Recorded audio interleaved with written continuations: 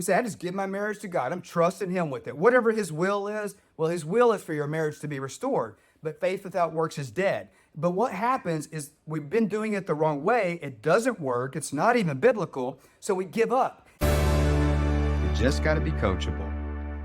What's happening right now, especially in men that are facing an unwanted divorce or separation or a lot of other areas of their life too, but specifically in trying to get their marriage restored, how many men are you seeing in these marriage support groups where they're like, I'm standing for my marriage, I'm standing for my marriage, I'm standing for my marriage, and then she ends up married and then she gets pregnant with twins and stuff like that?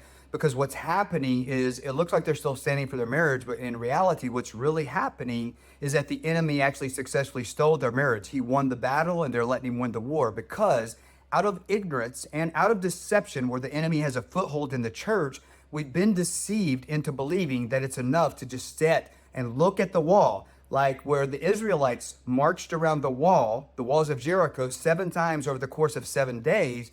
What we're doing is we're not taking the whole arm of God. We're not taking the whole Bible in context. And for a lot of believers, they're so blinded where the enemy has actually got into the church and deceived them that they actually have the Bible shoved so far up their rear end that it's become a stumbling block that their wife is actually tripping over and landing directly into the enemy's hands. And they're sitting there saying, okay, I'm seeking godly counsel. I'm in these groups with all these other Christian men. And all of these other men are simply patients in the hospital that are actually not learning how to become a doctor to help the other patients. And it feels good. And we're in there and we're sipping on the milk and we have half of the armor of God saying, I'm still standing for my marriage, when in fact, we're not standing for our marriage. We are sitting on our rump, looking up at a wall saying, God, I just give my marriage to you, which is horse with in Jesus' name and all due respect. God does not want anybody's marriage back. He gave you the marriage. He wants you to get up, stop looking at the wall that she's put around you, right? She's the city that you want to reach, right? That you want to take, but she has a wall. She's stonewalling you. She's put this wall up. She's resistant to restoring the marriage. So why is that? And what happens when you, as a man, it starts out, it's the process. It always happens when a divorce and a remarriage takes place. What's happened is she's put this wall up. So as a man, instead of putting on the whole armor of God and actually doing that from a biblical perspective, how we bring down that wall, what we're doing is we take a sledgehammer and we try to get through that way, right? Because we're men and that's what we do. We want to fix things. So we get a sledgehammer out. And what happens is the wall gets thicker. The wall gets thicker. The wall gets thicker because we're trying to do it in a way that's not biblical. God does want to bring the wall down. So that's step 1. Step 2 is we try to climb the wall.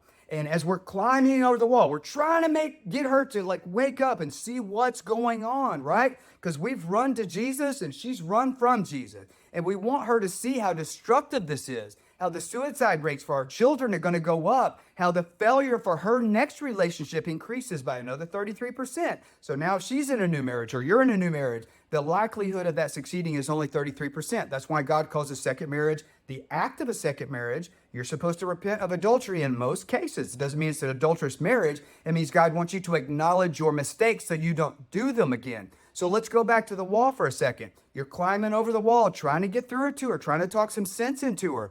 And rightfully so, because she, in a lot of cases, needs some sense talked into her. But it's backfiring and the wall gets 12 feet taller. You try again, it gets 12 feet taller. You never reach the top of the wall. You never reach the top of the wall. So how do you do it? So what we do, the Bible says that hope deferred kills the heart. That kills our heart. So we give up. We say, I just give my marriage to God. I'm trusting him with it. Whatever his will is, well, his will is for your marriage to be restored. But faith without works is dead. But what happens is we've been doing it the wrong way. It doesn't work. It's not even biblical. So we give up. And we think that we're still standing for our marriage, but we're not. Because when we sit down on our rear end and we look up at the wall saying, God, I just give it to you. I'm trusting you to bring the wall down. That's not even biblical. The enemy has sold you a lie thinking that's God's will. It's not. And it never works. So how do you combat that? You go to the Bible. You march around the wall 7 times over 7 days. And the problem is we're following biblical instructions with a partial armor of God,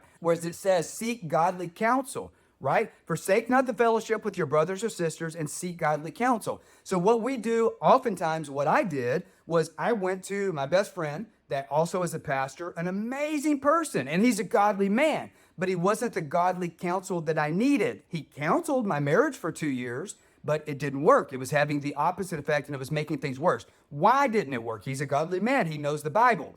Because God does not call the qualified, God qualifies the called. What I mean by that, he had never been in my situation and was not qualified by God because he had never been where I was in my marriage, in his marriage, and now successfully achieved the result of the goal that I wanted to successfully restore the marriage. So while he was a godly man, he did not have knowledge, understanding, or wisdom in the area that I needed it. I was only following a partial armor that I was arming up with. So I went through 2 years of marriage counseling, which made my marriage 10 times worse. So how do you follow that scripture and bring the wall down? God is the only person that's going to remove it, but he gives you instructions on the correct obedience.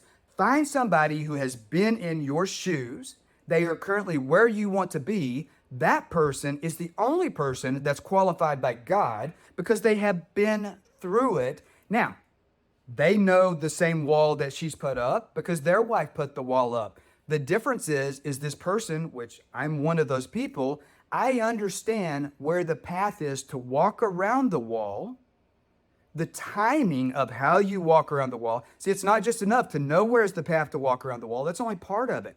The enemy used time just like Satan. Satan uses time as an ingredient, so does God. And you can use time on your side or you can let the enemy use time on his side. But for every day that goes by, the harder it gets, the taller the wall gets and the thicker and the more likelihood that the enemy is going to win that battle. You don't want the enemy to win it, but you're not following the Bible from the correct perspective and the whole framework of the entire Bible. You need to be shown the path around the wall to march, and you need to be shown the timing. If you march around the wall 7 times in one day, that's not even biblical. It's 7 times over 7 days. So what does that mean?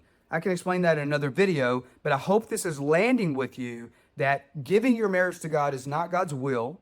God wants to be involved and part of your marriage, and he wants you to actively get up and fulfill his word. There is a promise if you put on the whole armor of God, and so many men out of ignorance are covering their left tit with the word of God, and then they're finding other men in these groups that are doing the exact same thing, and their marriages are ending in divorce, and their wives are getting remarried, and oftentimes she's still in love with him, but she had the confirmation bias, and once she gets married and pregnant with another man's baby, 90-something% of people surveyed say they're still in love with their first spouse and they regret it. So you are the stronger vessel. You are called to lead her out of that back to Christ, but be really careful because 99.9% of men that are running to Jesus make the mistake to fall into the plan of the enemy to put a stack of Bibles in front of their wife that she trips over, meaning she resents your newfound Christianity. And that's not even biblical. If you start going to her and you're preaching to her and you're putting Facebook posts up about how close your relationship with God is, the enemy is using that as a stumbling block to your wife. She will trip over that and literally land in the enemy's hands. You have to go against the opposite of what you think you should do. You have to go against the opposite of what you feel like you should do. A man, just think about your actions over the last 30 or 60 days are all in line with what you think you should do. The Bible says to lean not on your own understanding. What you're doing is the opposite of what's working. That's why you're continuing to walk in this situation. There's a way out of this. There's a way to fix it. You want to schedule a Zoom call with me? DM me and we'll do it.